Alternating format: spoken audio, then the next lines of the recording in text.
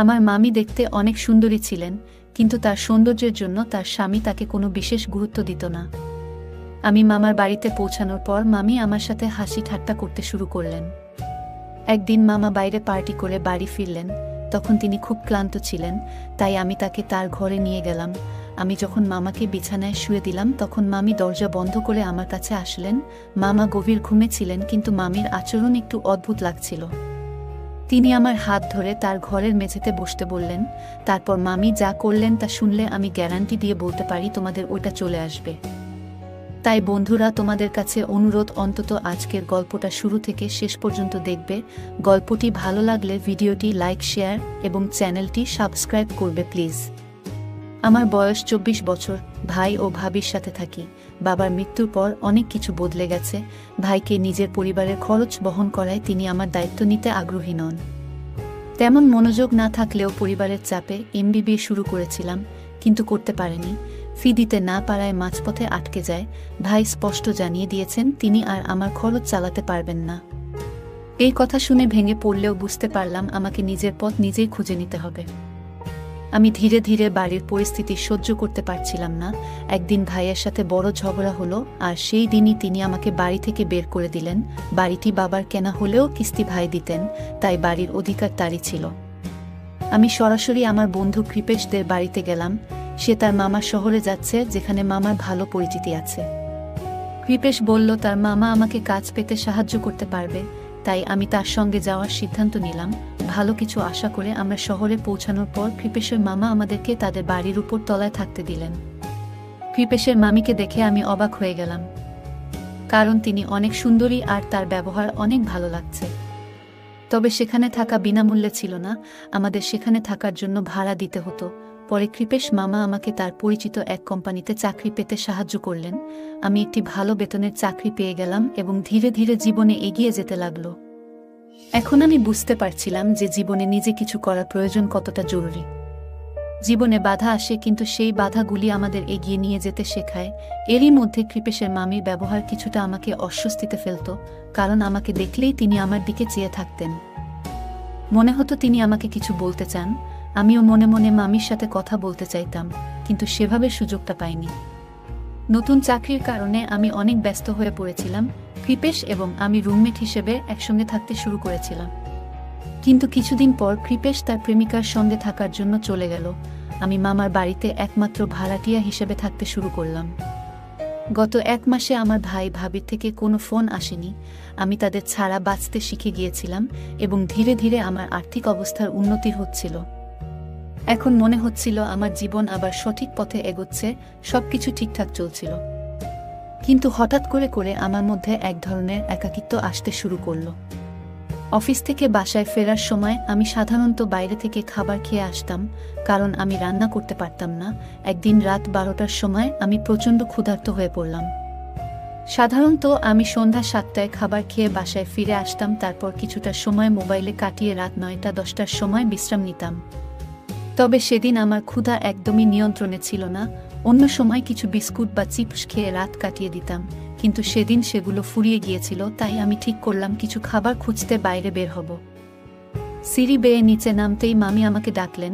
মনে হয় তিনি আমাকে বাইরে যেতে দেখেছিলেন। মামি জিজ্ঞেস করলেন আমি কোথায় যাচ্ছি এত রাতে। আমি তাকে বললাম যে আমি হোটেলে খাবার খেতে যাচ্ছি। তখন মামি আমার হাত ধরে আমাকে বাড়ির ভিতর নিয়ে এলেন এবং বললেন, তুমি খুব ভালো ছেলে, তোমাকে ঘরের মধ্যে ডেকে আনতে আমার কোনো আপত্তি নেই। আজ বাহিরে যাওয়ার দরকার নেই, তোমাকে আমার রান্না করা খাবার খাওয়াই। মামি আমাকে জোর করে বসিয়ে দিলেন এবং বললেন, আজ আমরা একসঙ্গে খাবার খাবো। ঠিক তখনই মামির ফোন বেজে উঠল। তিনি ফোন নিয়ে তার ঘরে চলে গেলেন। আমি ক্ষুধার্ত ছিলাম, কিন্তু অপেক্ষা করতে পারলাম না। আমি খেতে বসেছিলাম এবং যখন খাচ্ছিলাম তখন খাবারের কিছুটা খাবার শার্টে পড়ে গেল। সেই মুহূর্তে মামি আমার শার্টের দাগ দেখে এগিয়ে এসে তার শাড়ি দিয়ে পরিষ্কার করতে লাগলেন। মামি খুবই যত্নশীল মানুষ ছিলেন, সব সময় পরিবারের সবার খেয়াল রাখতেন। তবে আমি কিছুটা অপ্রস্তুত হয়ে পড়েছিলাম, কারণ তিনি খুব কাছাকাছি ছিলেন। তার আন্তরিকতা আমার ভালো লাগছিল, কিন্তু আমি ভেতরে ভেতরে লজ্জিত হচ্ছিলাম। ঠিক তখনই মামা ঘরে এলেন এবং মামি দ্রুত আমার কাছ থেকে সরে গেলেন। আমাকে অনেক আনন্দ দিয়েছিল এবং তাদের অতিথি পরায়ণতা আমার খুব ভালো লেগেছিল এবং আমি মামিকে ধন্যবাদ জানিয়ে খাওয়া শেষ করলাম। মামি আমার কথা শুনে কিছুটা খুশি হলেন। মামা এবং মামি আমাকে পরিবারের একজন সদস্যের মতোই দেখতেন। একদিন রাতে মামা আমার ঘরে এলেন, তার হাতে কিছু পানি ছিল। তিনি বললেন, আজ আমরা একটু আড্ডা দিব। আমি মামাকে না করতে পারিনি, তাই একসঙ্গে বসে গল্প শুরু করলাম। মামা মামিকে বরফ আনার জন্য বললেন। কিছুক্ষণ পর মামি আমাদের জন্য বরফ নিয়ে এলেন এবং আমি লক্ষ্য করলাম আমি বেশ অস্বস্তিতে ছিলেন। তার চোখে চিন্তার ছাপ ছিল। মামি ইশারা করলেন যেন আমি বেশি পান না করি। তার পরামর্শ বুঝতে পেরে আমি মামার সঙ্গে বসে থাকলেও নিজের দায়িত্বের কথা ভুলিনি এবং মাত্রাতিরিক্ত পান করিনি। কিছুক্ষণ পর মামা খুব ক্লান্ত হয়ে পড়লেন। আমি তাকে তার ঘরে নিয়ে গেলাম তাকে ঘুমাতে সাহায্য করার পর। যখন আমি নিজের ঘরে ফিরছিলাম, মামি আমাকে ধন্যবাদ জানাতে এগিয়ে আসলেন। তিনি শুধু কৃতজ্ঞতা জানালেন না, বরং তাদের পরিবারের প্রতি আমার শ্রদ্ধা ও দায়িত্ববোধ প্রশংসা করলেন। আমি মামিকে জিজ্ঞাসা করলাম, আপনি আমাকে মদ্যপান থেকে বিরত করার চেষ্টা করলেন কেন? আপনি আমার প্রতি এত যত্নশীল কেন? মামি শান্তভাবে বললেন, সুকান্ত, তুমি একজন ভালো ছেলে। তোমার মামা এবং তোমার মধ্যে অনেক পার্থক্য আছে। আমি তোমার ভালো চাই বলেই তোমাকে নিষেধ করেছিলাম। মামি যখন কথা বলছিলেন তার চোখে আমার প্রতি স্নেহের ঝলক দেখা যাচ্ছিল। এরপর থেকে আমি মামিকে অন্যরকম চোখে দেখতে শুরু করলাম। প্রতিদিন যখন আমি অফিসের জন্য বের হতাম, মাঝে মাঝে মামার চিৎকারের আওয়াজ তাদের ঘর থেকে ভেসে আসতো। মামা প্রায় মামির সাথে এভাবেই ঝগড়া করতেন এবং আমি বুঝতে পারতাম তিনি তার স্ত্রীর প্রতি যত্নবান নন। যদিও আমি তাদের ব্যক্তিগত ব্যাপারে হস্তক্ষেপ করতে চাইতাম না, তবু বিষয়টা আমাকে কষ্ট দিত। কয়েকদিন পর মামা আবার আমার ঘরে এসে বললেন, আজ আবার একটু আড্ডা দিব। আমি এবারও বেশি মদ্যপান করিনি, তবে মামা এবার পুরোপুরি মাতাল হয়ে গেলেন। নেশাগ্রস্ত অবস্থায় তিনি মামিকে ফোন করে বরফ আনার জন্য বললেন। মামি এলে মামা তাকে কিছুটা কঠোরভাবে কিছু বলতে শুরু করলেন, যা আমাকে অস্বস্তিতে ফেলল। মামি তখন শান্তভাবে বললেন, এবার থামো, ঘরে চলো। মামা মামিকে তার কথার জন্য ধমকাতে শুরু করলেন। মামি ভীতু হয়ে দ্রুত চলে যেতে লাগলেন। কিছুক্ষণ পরে আমি একটি বড় শব্দ শুনতে পেলাম। বাইরে গিয়ে দেখি মামি সিঁড়ি থেকে পড়ে গেছেন। আমি দ্রুত তার কাছে গিয়ে সাহায্য করলাম এবং তাকে উঠতে সাহায্য করলাম। সেই মুহূর্তে আমি বুঝলাম সম্পর্কের মধ্যে শ্রদ্ধা এবং যত্ন কথাটা জরুরি। মামি সিঁড়ি থেকে পড়ে গিয়ে আহত হয়েছিলেন দেখে আমি তৎক্ষণাৎ তার দিকে দৌড়ে গেলাম। তিনি বেশ আঘাত পেয়েছিলেন এবং নিজে থেকে উঠে দাঁড়াতে পারছিলেন না। আমি তাকে সাহায্য করার জন্য কোনো উপায় খুঁজে না পেয়ে তাকে সাবধানে কোলে তুলে তার ঘরে নিয়ে গেলাম। সেই মুহূর্তে মামি খুব কষ্ট পাচ্ছিলেন এবং তার চোখে জল চলে এসেছিল। আমি তাকে বিছানায় বসিয়ে দিলাম এবং তার চোখের জল মুছে দিলাম। তার হাঁটুর উপর অনেক আঘাত লেগেছিল, তাই আমি সেখানে মলম লাগাতে শুরু করলাম। আমার উদ্দেশ্য ছিল কেবল তার আঘাত ছাড়ানোর, কিন্তু মামি আমাকে অন্যভাবে দেখছিলেন। আমি বুঝতে পারলাম যে তিনি আমাকে কৃতজ্ঞতা দৃষ্টিতে দেখছিলেন। তার চোখে ছিল এক ধরনের স্নেহ। পরিস্থিতি কিছুটা অস্বস্তিকর হয়ে উঠেছিল। অন্য কিছু বিষয়ে কথা বলতে শুরু করলাম যেন পরিবেশ স্বাভাবিক থাকে। এ সময় আমার নজর ঘরের এক কোণায় থাকা একটি পুরনো মোবাইলের উপর পড়ল। সেটি একটি খুব সাধারণ মোবাইল ছিল। আমি সেটি তুলে মামিকে জিজ্ঞাসা করলাম, এটা কার মোবাইল? এত পুরনো ফোন এখনো কেন এখানে রাখা আছে? মামি মুচকি হেসে বললেন, এটা আমার মোবাইল। মামিকে এত সাধারণ একটি মোবাইল ব্যবহার করতে দেখে আমি কিছুটা অবাক হলাম। তখন আমি বললাম, আপনি কেন এত পুরনো ফোন ব্যবহার করছেন? মামি বললেন, আমার প্রয়োজন একটু কম, আর এই মোবাইলে আমার সব কিছু হয়। তার সহজ সরল জীবনের প্রতি ভালোবাসা দেখে আমি নতুনভাবে জীবনকে দেখতে শিখলাম। মামার ইনকাম ভালোই, তবু তার জীবনযাপন বেশ সাধারণ কেন, এটা নিয়ে আমি ভাবছিলাম। একদিন মামি বলল, আমারও কিন্তু আধুনিক ফ্যাশনের শখ আছে, কিন্তু কি করব, তোমার মামা একটু পুরনো ধ্যান ধারণার মানুষ। ওনার মনে হয় আমি অ্যান্ড্রয়েড মোবাইল চালাতে পারবো না, তাই তিনি আমাকে এই সাদামাটা ফোন দিয়েছেন। কিন্তু সত্যি বলতে মোবাইলের থেকেও আমায় এমন কারো প্রয়োজন যে আমাকে সত্যিকারের বোঝে। মামি কথা বলতে বলতে আমার হাত ধরে ফেলেছিল। মনে হচ্ছিল ওনার মনের সব কথা আমাকে বলছে। ঠিক তখনই মামার কাশের শব্দ শুনতে পেলাম। উনি এত জোরে কষলেন যে আমার ঘর থেকে সরাসরি ওনার ঘর পর্যন্ত আওয়াজ গেল। আমি ভাবলাম মামা বুঝি বাইরে চলে এসেছেন, তাই দ্রুত মামির ঘর থেকে বেরিয়ে নিজের ঘরে চলে গেলাম। পরে দেখলাম মামা নিজের জায়গাতেই ঘুমিয়েছিলেন। এরপর আমি আর মামির ঘরে যাইনি, নিজের ঘরে শুয়ে পড়েছিলাম।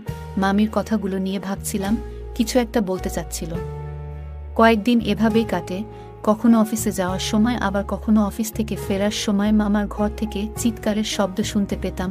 মামা মনে হয় মামির উপর রাগারাগি করতেন, কিন্তু আমি কখনো কিছু বলার সাহস পাইনি।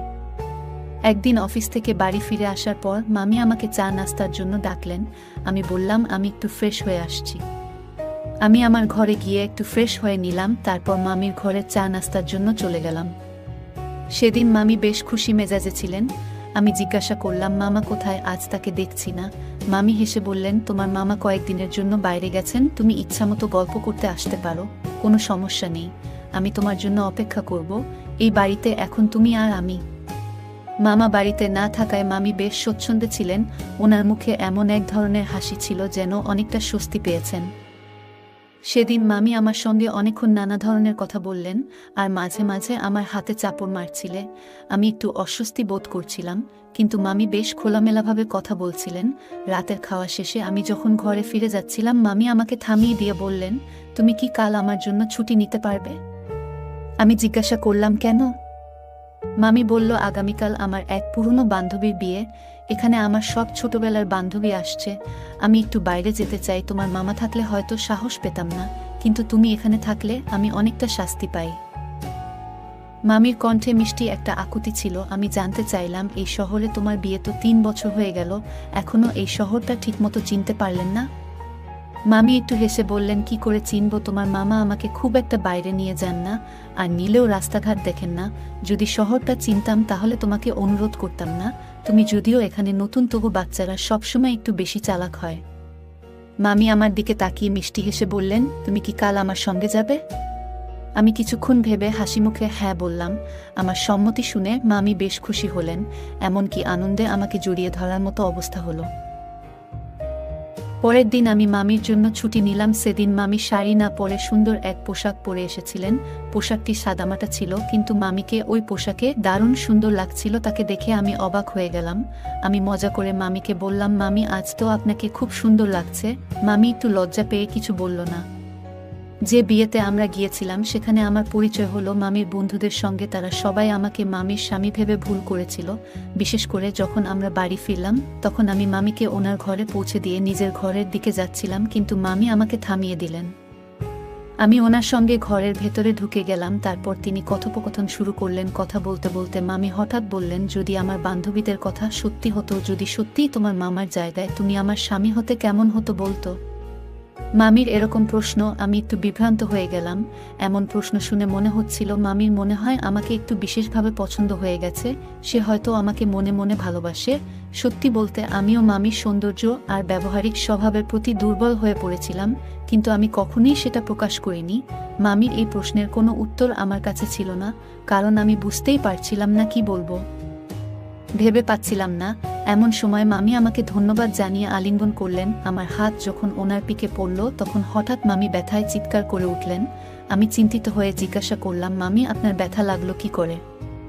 মামি কিছু না বলে ঘরের ভেতর যেতে চাইলেন, কিন্তু আমি ওনাকে থামালাম। পিঠে কিছু আছে কিনা তা দেখার চেষ্টা করলাম। তখন আমি লক্ষ্য করলাম ওনার পিঠে কিছু দাগ দেখা যাচ্ছে। দাগ দেখে আমি বুঝতে পারলাম নিশ্চয়ই মামা আর মামির মাঝে কোনো ঝামেলা হয়েছে, মামা তাকে অনেক মেরেছে। মামি কিছু বলতে চাইলেন না, কিন্তু উনার চোখে জল ছিল। আমি বললাম, আপনাকে কাঁদতে হবে না। যদি আমাকে বন্ধু মনে করেন তাহলে আমার সঙ্গে মন খুলে কথা বলতে পারেন। আপনি চাইলে আমি মামার সঙ্গে কথা বলতেও রাজি আছি। কিন্তু মামি আমাকে মামার সঙ্গে কথা বলতে নিষেধ করলেন। ওনার কষ্ট আমি সহ্য করতে পারছিলাম না, তাই আমি বললাম, আপনি যদি আমার সঙ্গে কথা বলতে না চান তাহলে এখানে থাকাটা আমার কোনো অর্থ বহন করবে না। মামি যেন আমাকে ছেড়ে যেতে দিতে চাইছিলেন না। হঠাৎ তিনি আমাকে শক্ত করে ধরে ফেললেন। আমি ওনাকে শান্ত করে ওনার ঘরে নিয়ে গেলাম এবং পাশে বসলাম। আমি মামিকে স্মরণ করিয়ে দিলাম, সেদিন আপনি কিছু বলছিলেন, কিন্তু মামার কাশির জন্য আমি যেতে বাধ্য হয়েছিলাম। আপনি বলেছিলেন আপনার এমন একজনের প্রয়োজন যিনি আপনাকে বুঝতে পারবে। মামি আর মামাকে বহুবার ঝগড়া করতে শুনেছি। আপনি কি মামার সঙ্গে সুখে আছেন? মামি বিষণ্ণ মুখে বললেন, আমি একদমই সুখী নাই। এটা সত্যি, তোমার মামা সব সময় আমার উপর নিয়ন্ত্রণ করতে চান। ওনার মনে হয় আমাকে একটু স্বাধীনতা দিলে আমি কিছু ভুল করে বসবো। 3 বছর হলো আমাদের বিয়ে হয়েছে, কিন্তু ওনার আমার প্রতি কোনো বিশ্বাস নেই। সন্দেহের কারণে উনি আমাকে শুধু একটা সাধারণ মোবাইল দিয়েছেন, আমাকে কোনো সামাজিক যোগাযোগ মাধ্যম ব্যবহার করতে দেন না। গত 3 বছর ধরে আমি এভাবে ধুকে ধুকে বেঁচে আছি। তোমার মামা কখনো উপরের ঘরটা ভাড়ায় দেওয়ার কথা ভাবেননি, কিন্তু কি কৃপেশের কারণে তিনি শেষমেশ সেটি ভাড়া দিয়েছিলেন। তুমি যখনই আমার সঙ্গে কথা বলো, তোমার কথায় আমি একটা আলাদা ধরনের আপাত অনুভব করি। তুমি যখন আমার জন্য চিন্তা করো তখন মনে হয় তুমি আমার জন্য সব। মামি আবেগের স্রোতে ভেসে সব কথা আমাকে বলে যাচ্ছিলেন। কথার মাঝেই তিনি আমার খুব কাছে চলে এলেন এবং আমার হাত ধরে বললেন, সুকান্ত, আমার এই আঘাত ঠিক করার জন্য তুমি কি একটু ব্যথার মলম মালিশ করে দেবে? আমি চুপচাপ মামির পিঠে মালিশ করতে শুরু করলাম। তারপর থেকে মামির আচরণ আস্তে আস্তে বদলাতে লাগলো। হঠাৎ করে আমার দিকে খুব কাছাকাছি এলেন এবং আমাকে আলিঙ্গন করলেন। সেদিন রাতে আমাদের মধ্যে দূরত্ব কমে গিয়েছিল এবং আমরা একে অপরের কাছে আসতে শুরু করলাম, তবে কেউই সম্পর্কের সীমা বা অন্য কোনো বিষয় নিয়ে ভাবছিলাম না। পরদিন সকালে ঘুম ভাঙতেই মামি আমাকে দেখে খুব চিন্তিত হয়ে গেলেন। তিনি যেন রাতের ঘটনা নিয়ে দুশ্চিন্তায় পড়ে গেলেন। উনি বলতে লাগলেন, এটা কি হলো, কেন এমন হলো? আমি ভুল করেছি, আমার স্বামী আমাকে ক্ষমা করবে না।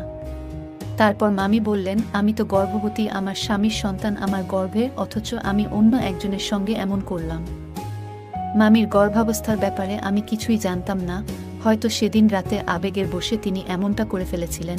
আমি শান্তভাবে তাকে বোঝানোর চেষ্টা করলাম এবং বললাম, মামি, আমি আপনাকে এবং এই বাচ্চাকে আপন করতে প্রস্তুত। কিন্তু মামি আমাকে দূরে ঠেলে দিয়ে বললেন, না, তুমি যতই বোঝাও আমি তোমার হতে পারবো না, কারণ আমার গর্ভে আমার স্বামীর সন্তান। আমি তখন বললাম, আপনি তো গত 3 বছর ধরে এভাবে কষ্টে দিন কাটাচ্ছেন। বাচ্চাটি জন্মের পর কি আপনি এভাবে দিন কাটিয়ে দিতে চান? এই সন্তানকে একা মানুষ করতে পারবে? তুমি কি একা মা হতে রাজি আছো? আমার কথা শুনে মামি বিস্মিত হয়ে আমার দিকে তাকালেন। তারপর বললেন, তুমি এমন কেন বলছো? আমার স্বামী তো কয়েকদিনের মধ্যেই বাড়ি ফিরবেন, এটা শুনে খুব খুশি হবেন। আমি তখন বললাম, মামি, আমার আপনার সঙ্গে একটা সত্যি কথা শেয়ার করতে হবে। আপনার স্বামী আর কখনোই আপনার কাছে ফিরবেন না। তিনি তার প্রেমিকার সঙ্গে চিরতরে চলে গেছেন। আপনার স্বামীর অন্য কারো সঙ্গে সম্পর্ক আছে, হয়তো আপনি সেটাই জানেন না। আমার কথা শুনে মামি কাঁদতে লাগলেন। তিনি বললেন, তুমি আমার স্বামীর সম্পর্কে এত কিছু কিভাবে জানলে? আমি তাদের কিছু মেসেজ দেখেছিলাম, কিন্তু ভেবেছিলাম তিনি সব কিছু ছেড়ে দেবেন। তবে যে তিনি আপনাকে ছেড়ে চলে যাবেন তা আমি কখনোই ভাবিনি। তখন আমি বললাম, মামি, আমি মামার ফোনে ওনার এবং ওনার প্রেমিকার সব মেসেজ ও কল দেখেছি, কিন্তু আপনাকে কিছু বলতে আমার সাহস হয়নি। আমি চাইনি যে আপনি কোনো কষ্ট পান, তবে আমি চাইছিলাম আপনি এই বিষাক্ত সম্পর্ক থেকে মুক্তি পান, তাই কিছু বলিনি। আপনি যে লোকটির সঙ্গে এত বছর ধরে আছেন, তিনি আপনার যোগ্য নন। তিনি আপনাকে শুধু প্রয়োজন মতো ব্যবহার করেছে। যখনই তার ইচ্ছা হয় তখনই আপনার কাছে আসেন, আর বাকি সময় আপনাকে শুধু কাজের লোকের মতো ব্যবহার করেন। এই কথা শুনে মামি আমার কাছে এসে কাঁদতে লাগলেন। তিনি বললেন, এই বিয়ে আমি নিজের ইচ্ছাই করিনি। আমার পরিবারের লোকেরা আমার স্বামীর সম্পদ দেখে আমাকে বিয়ে দিতে বাধ্য করেছেন। কেউই তার চরিত্রের দিকে খেয়াল করেনি। যখনই আমি আমার স্বামীর ব্যবহার সম্পর্কে আমার পরিবারের কাছে বলেছি, তারা সবসময় বলেছে মেয়েদের সব কিছু সন্দেহ করতে হয়। এরপরে তারা আর কিছুই বলেনি, কিন্তু আমি এখানে কিভাবে বেঁচে আছি সেটা কেউ বোঝেনি। বিয়ের পর থেকে আমার পরিবার কখনই আমার খোঁজ নিতে আসেনি। স্বামী জঘন্য আচরণ আমি দিনের পর দিন সহ্য করে যাচ্ছি, কিন্তু কখনো ভাবিনি যে তিনি আমাকে এমন একটা ধোঁকা দেবেন। সেদিন আমি মামিকে আমার মনের কথা জানালাম। মামি তার অনুভূতি প্রকাশ করলেন। তিনিও আমাকে পছন্দ করতে শুরু করেছিলেন। আমি মামি এবং তার শিশুকে গ্রহণ করতে প্রস্তুত ছিলাম। কিন্তু কিছুদিন পরে জানতে পারলাম তিনি চুপচাপ সেই সন্তানের গর্ভপাত করিয়ে ফেলেছেন। কারণ জিজ্ঞেস করলাম। আমি বললেন, আমি আমার ভবিষ্যতে সেই অকর্মণ্য লোকটির কোনো অংশ চাই না। আমি তার কোনো স্মৃতি আমার সঙ্গে রাখতে চাই না। তার সিদ্ধান্ত একদম সঠিক ছিল। একজন নারীর মনের থেকে কোনো পুরুষ একবার হারিয়ে গেলে তিনি আর সেই মানুষটির দিকে ফিরে তাকান না। সেই ঘটনার পর আমি তাকে আমার জীবন সঙ্গী হিসেবে গ্রহণ করলাম। আমরা দুজনেই কোর্ট ম্যারেজ করলাম। আমি তাকে নিজের ইচ্ছামত জীবনযাপনের স্বাধীনতা দিলাম। যারা আমাদের সম্পর্ক নিয়ে কথা বলেছিল, সে তাদের সবার মুখ বন্ধ করে দিয়েছিলেন, কারণ গত 3 বছর ধরে যে কষ্ট তিনি সহ্য করেছেন, তখন সেই লোকেরা কেউই তার পাশে দাঁড়ায়নি। এখন স্নেহা নিজের ইচ্ছায় বাঁচতে শিখেছে। আমি তাকে প্রতিশ্রুতি দিয়েছি কখনো তার মনে আঘাত দিব না। আজ এসে আমার সঙ্গে খুব সুখী। তার চাকরি করার ইচ্ছা ছিল এবং সেটিও এখন পূরণ হয়েছে। আজ সে একটি ভালো কোম্পানিতে চাকরি করছে। বন্ধুরা, সম্পর্কের মধ্যে দুজনেরই ব্যক্তিগত স্বাধীনতা থাকা উচিত। যারা সব সময় সন্দেহ করে তাদের নিজস্ব সমস্যায় ডুবে থাকে, এমন মানুষদের বিয়ে করে অন্য কারো জীবন নষ্ট করা উচিত নয়।